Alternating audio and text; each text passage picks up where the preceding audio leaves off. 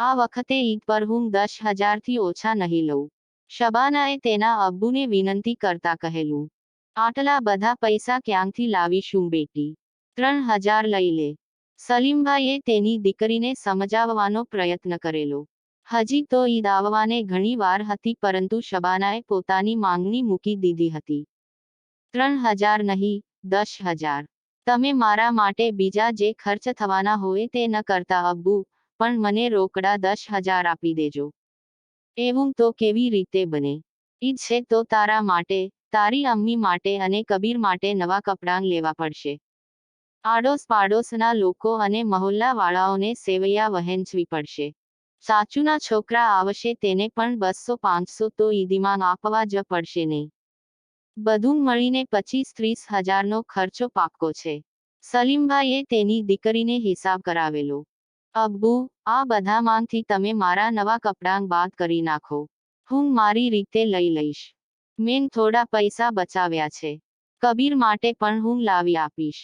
એટલે તમારા આ 4-5 હજાર તો મેં બચાવી આપ્યા.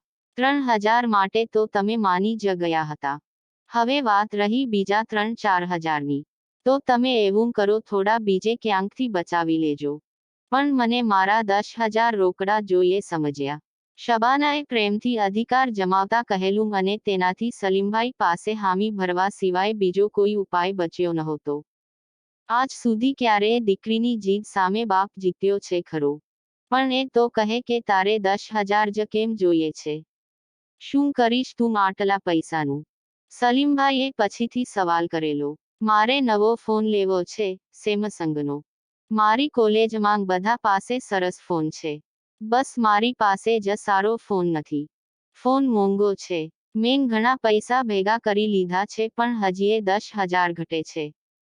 તમે ઈદી આપશો એટલે લઈ લઈશ, શબાનાએ કહેલું. આ વાત સાંભળીને સલીમભાઈનો ચહેરો ઉતરી ગયેલો.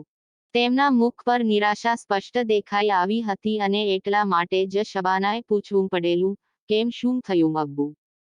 કંઈ નહીં બેટા, પણ આપણા જેવા મધ્યમવર્ગના લોકોએ આવી દેખાદેખીમાં ન પડવું જોઈએ. તારી પાસે પણ સ્માર્ટફોન તો છે જ ને, તો પછી મોંઘા ફોન લઈને વટ પાડવાની શું જરૂર? સલીમભાઈએ શિખામણના 2 શબ્દ કહી દીધા. તમને નહીં સમજાય અબ્બુ.